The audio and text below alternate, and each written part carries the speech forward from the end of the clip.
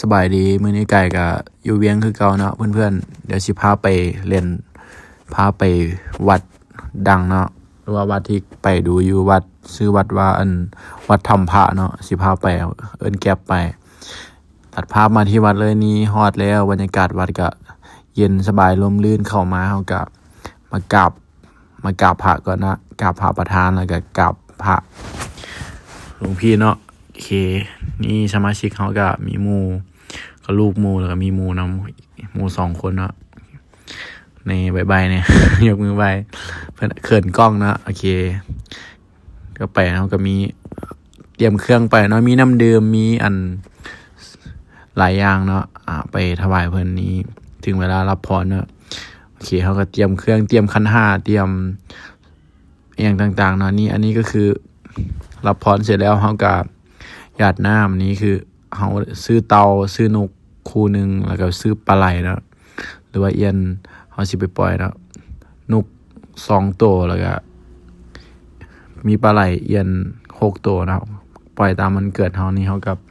กวาดน้ำให้เพิ่นบอกครอบเพิ่นนี่เสร็จแล้วเขาก็สิพาลงไปปล่อยอยู่ข้างล่างเนาะริมแม่น้ำเนาะริมแม่น้ำนี่โอ้บรรยากาศดีแฮง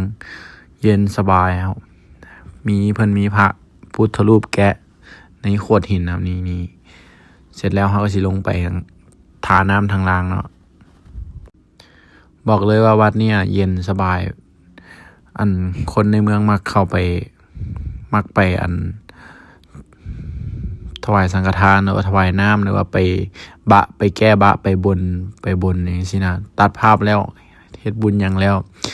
บ่ไหวหิวข้าวกองทัพหมู่ก็เลยแนะนำว่าไปลองไปชิมแหนมเนืองเจ้าดังบ่เจ้า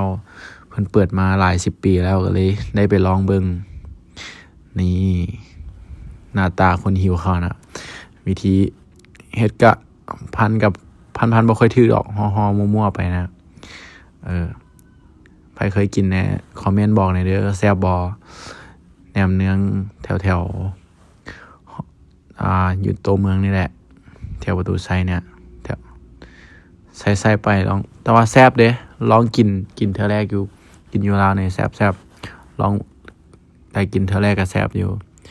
ถือว่าน้ำจิ้มเพิ่นแซ่บอยู่โหแต่ว่ารู้สึกว่าคำนี้สิใหญ่โพดว่า อันนี้หน้าตาคนหิวข้าวแล้วก็เงานอนนะเอาเต็มคำภาคตอนนี้เบิ่งตอนนี้ก็คือ